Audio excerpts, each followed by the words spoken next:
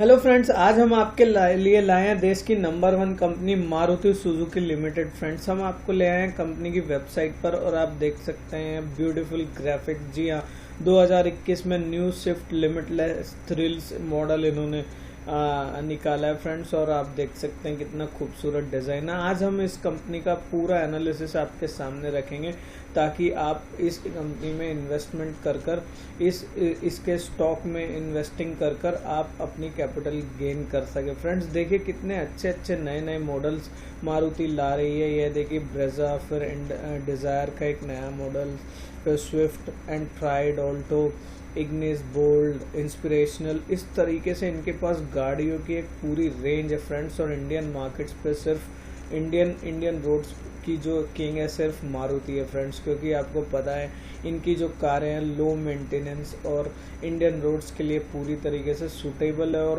Auto बिक्री में ज़बरदस्त तेज़ी देखने को मिली है मारुति की कार्स में।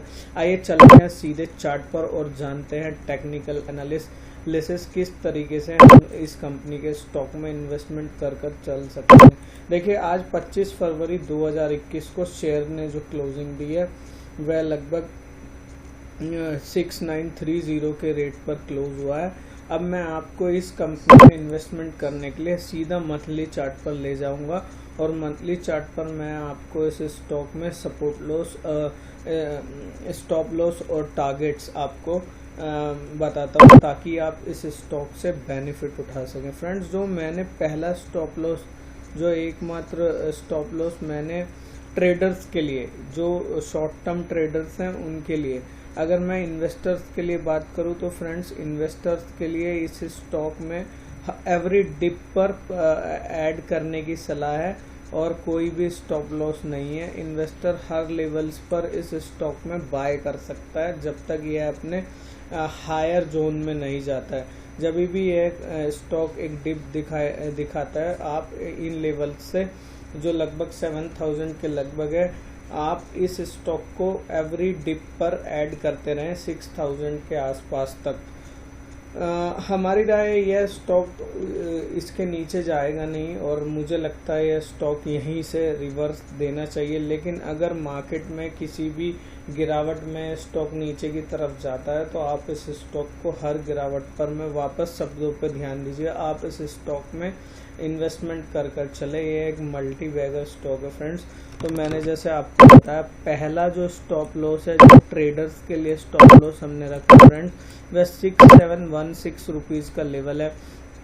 आप इन लेवल्स का स्टॉप लॉस लगाकर, और वहीं अगर मैं टारगेट की बात करूं तो टारगेट जो है वह फ्रेंड्स, फर्स्ट टारगेट 7500 रुपीज़ का लेवल है और टारगेट को मैं रेड में मार्क कर देता हूं।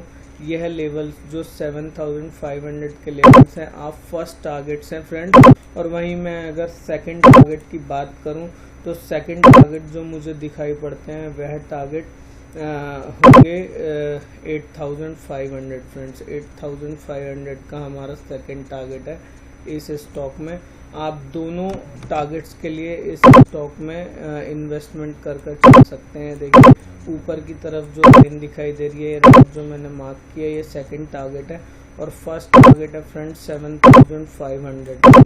7500 का टारगेट है जिसके लिए आप इस स्टॉक में इन्वेस्टमेंट कर सकते हैं विद अ स्टॉप लॉस, जो कि ट्रेडर्स का स्टॉप लॉस है 6716। जी हाँ, तो यह स्टॉक इन लेवल्स को, अगर ट्रेडर्स की मैं बात कर रहा हूँ, तोड़े तो आप इस स्टॉक से एक बार एंट्री कर दीजिए। वहीं मैं इन्वेस्टर की बात करूँ फ्रेंड्स, तो आप इस मल्टी बैगर स्टॉक में हर एक गिरावट पर आप इन्वेस्टमेंट कर चल सकते हैं। अब मैं इस स्टॉक को बार बार मल्टी बैगर क्यों कह रहा हूँ, मैं आपको इसका थोड़ा सा हिस्ट्री में ले जाना चाहूँगा और आपको दिखाता हूँ किस तरीके से इस स्टॉक ने लोगों का पैसा मल्टी फोल्ड कई गुना किया है फ्रेंड्स। ये देखिए, 2003 में यह स्टॉक लगभग 145 रुपीज़ के लेवल के आसपास था। इन लेवल्स की अगर मैं बात करूं तो यह मुझे जो लो है वह 155 रुपीज़ का दिखाई पड़ता है। और यहाँ से देखिए, ये स्टॉक की अगर मैं हाई की बात करूँ 155 के लेवल से लगभग 10,000 का। जी हाँ, यह इसका ऑल टाइम हाई है जो 10,000 यानी कि 68 गुना यानी कि फ्रेंड्स अगर किसी ने 18 ईयर्स पहले इसमें 1 लाख इन्वेस्टमेंट किया था तो आज उसका 1 लाख रुपीज़ 68 लाख रुपीज़ हो चुका है। 68 लाख रुपीज़ के रिटर्न इस स्टॉक ने दिए, इसलिए मैं बार बार इस स्टॉक को मल्टी बैगर कह रहा हूँ। आप देख सकते हैं इस स्टॉक में हमेशा एक करेक्शन के बाद ऊपर की तरफ बढ़त देखने को मिली है। ये कोई भी स्टॉक एक वन डायरेक्शन में नहीं चलता है, स्टॉक में गिरावट देखने को मिलती है, लेकिन गिरावट के बाद ये फिर वहाँ से ऊपर का एक नया मूव बनाता है और स्टॉक ने हमेशा नई ऊंचाइयों को छुआ है। अब वहाँ से देख सकते हैं कोरोना में थोड़ा सा इस स्टॉक में एक गिरावट देखने को मिली थी और इस स्टॉक ने जो लो बनाया था फ्रेंड्स वह लगभग 4000 रुपीज़ का लेवल था, लेकिन वहाँ से देखेंगे आप तो इस स्टॉक ने 4000 रुपीज़ के लेवल से वापस से इन लेवल्स को जो कि 8000 रुपीज़ के हैं, इन लेवल का एक हाई बनाया है और प्रॉफिट बुकिंग के चक्कर में थोड़ा सा यह स्टॉक में करेक्शन दिखाई दिया है। कोई भी स्टॉक फ्रेंड्स इसी तरीके से करेक्ट होकर और एक स्ट्रॉन्ग बेस बनाकर ही ऊपर की तरफ बढ़ता है। तो इन लेवल्स पे जो कि लगभग जिन लेवल्स पे यह स्टॉक अभी ट्रेड कर रहा है इसमें 200-500 रुपये का और फॉल भी आ सकता है, मैं ऐसा नहीं कह रहा हूँ, लेकिन यह लेवल पर यह स्टॉक बेस बनाता हुआ दिखाई पड़ रहा है। आइए आपको थोड़ा सा वीकली चार्ट पर भी दिखाता हूँ। यह लेवल पर यह स्टॉक बॉटम बनाने की कोशिश कर रहा है। अगर आप इस कैंडल को देखें फ्रेंड्स, यह जो कैंडल है यह कैंडल फरवरी 2020 की है, जो कि लगभग 7,000 रुपीज़ का लेवल है। तो 7,000 का जो लेवल है फ्रेंड्स, यह स्टॉक इस लेवल पर एक बेस फॉर्म करते हुए दिखाई दे रहा है।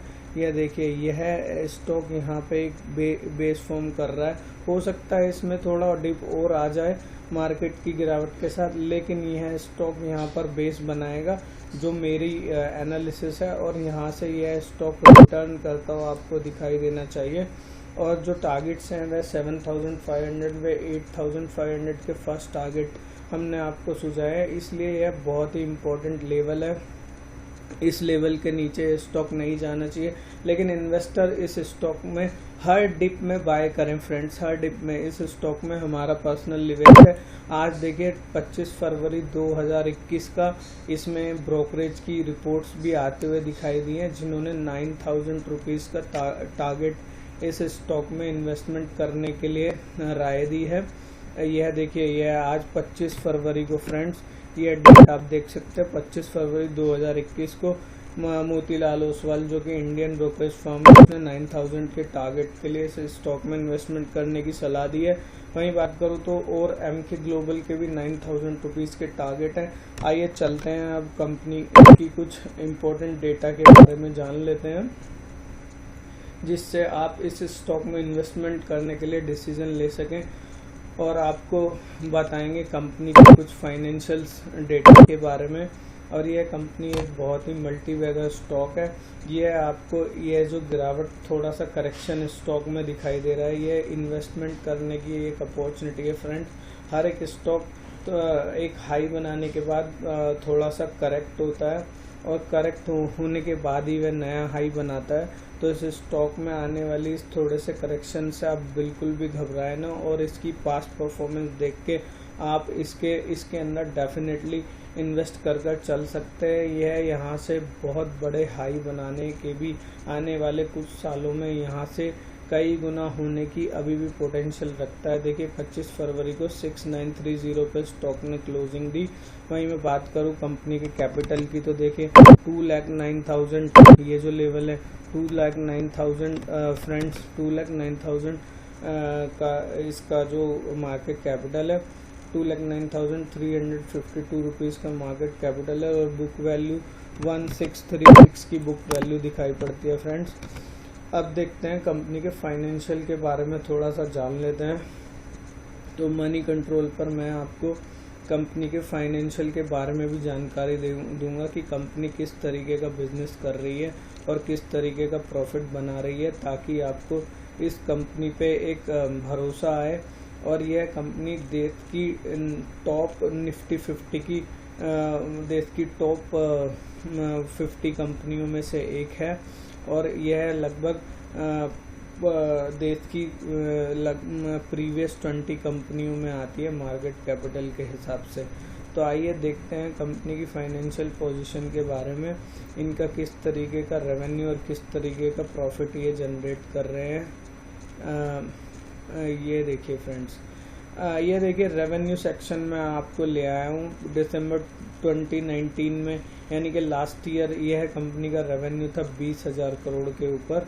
और वहाँ से फिर कोरोना की न्यूज़ से, क्योंकि कोरोना में सब बिजनेस जो लॉकडाउन में थे और किसी भी तरीके का बिजनेस नहीं हो रहा था, तो कंपनी के रेवेन्यू में एक गिरावट देखने को मिली थी, जो कि 20,000 करोड़ से 4,000 करोड़ पर इनका रेवेन्यू आ गया था। ये क्योंकि ये ऑनलाइन जो भी कार सेल कर सके वो 4,000 करोड़ का ही रेवेन्यू हुआ फ्रेंड्स। लेकिन आप देखिए वहाँ से फिर रेवेन्यू में क्वार्टर बाय क्वार्टर आप देखिए, जून के बाद सितंबर में डायरेक्ट इनकी 14,000 करोड़ का वापस रेवेन्यू में हाइक दिखाई दिया 3 महीने में। और फिर नेक्स्ट क्वार्टर जो रिसेंट क्वार्टर है वहाँ 23,000 करोड़ का जो रेवेन्यू इन्होंने कंपनी ने, जो कि प्री कोविड लेवल से भी ज़्यादा है फ्रेंड्स। जी हाँ, 3,000 करोड़ का रेवेन्यू इनका प्री कोविड लेवल से भी ज़्यादा है, यानी कि पिछले साल कोरोना के पहले जो इनके रेवेन्यू था उसमें उससे भी रेवेन्यू में ज़्यादा ग्रोथ देखने को मिली है। अगर नेट प्रॉफिट की बात करूँ फ्रेंड, तो नेट प्रॉफिट देखें कोरोना में उसमें एक डिप देखने को मिली थी, जो कि लगभग 1,500 करोड़ के लेवल से जून में आते आते माइनस में चला गया था फ्रेंड्स। -247 करोड़ में इस कंपनी का नेट प्रॉफिट जो था -247 करोड़ चला गया था। लेकिन उसके बाद नेक्स्ट क्वार्टर में आप देखिए जैसे जैसे कोरोना में रिलीज़ आया और बिजनेस ओपन हुए, इस कंपनी ने 1,362 करोड़ का प्रॉफिट बनाया। फिर अगर रीसेंट क्वार्टर की बात करूँ फ्रेंड्स, तो दिसंबर 2020 में 1,937 करोड़ का इन लोगों का प्रॉफिट आया, जो कि एक बहुत ही बढ़िया उछाल देखने को मिला फ्रेंड्स। और अगर देखें तो यह प्री कोविड लेवल का जो था 1,568 करोड़ का नेट प्रॉफिट था, जो कि उस लेवल से भी बढ़ गया है। यानी कि इनकी जो कारों की बिक्री है वह ज़बरदस्त, बहुत तेज़ी से इनकी जो कार है फ्रेंड्स। और ये अभी हाइब्रिड कार्स व इलेक्ट्रिक कार्स में भी मारुति सुजुकी अभी डेवलपमेंट फेज़ में, और बहुत जल्दी ये इलेक्ट्रिक कार्स में भी एक नई ऊंचाइयों को छूते हुए दिखाई देंगे। यह एक बहुत नंबर 1 कॉम्पिटिटर है इंडियन मार्केट में। तो आप इस कंपनी में, इस मल्टी बैगर स्टॉक में अगर इन्वेस्टमेंट कर चलेंगे तो आप डेफिनेटली इस कंपनी से बहुत ही अच्छी इनकम कमाएंगे फ्रेंड्स। और मैं इस हाईली कन्विक्शन के साथ इस स्टॉक में आपको इन्वेस्टमेंट करने की सलाह दे रहा हूँ। और आप जो ट्रेडर्स हैं वह अपने स्टॉप लॉस को फॉलो करें, और जो इन्वेस्टर्स हैं, इन्वेस्टर्स इस स्टॉक में धीरे धीरे एवरी डे पर इसको अपने पोर्टफोलियो में ऐड करते चलें। यह आपको बहुत ही अच्छा रिटर्न बना के देगा। अगर आपको वीडियो अच्छी लगी हो तो लाइक कीजिए, सब्सक्राइब कीजिए व कमेंट सेक्शन में अपनी राय जरूर दीजिए।